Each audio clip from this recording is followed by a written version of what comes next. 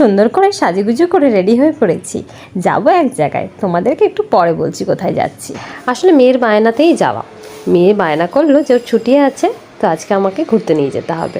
তো সেই মতন আমরা দেখো তিনজনেই বেরিয়ে পড়েছি। আর ওয়েদারটাও কিন্তু বেশ ভালো হয়ে গেছিলো, একদম বেশ ভালোই লাগছিলো বাইকে করে অনেকদিন পরে লং ড্রাইভে। তারপরে দেখো শেষমেশ পৌঁছেই গেছি।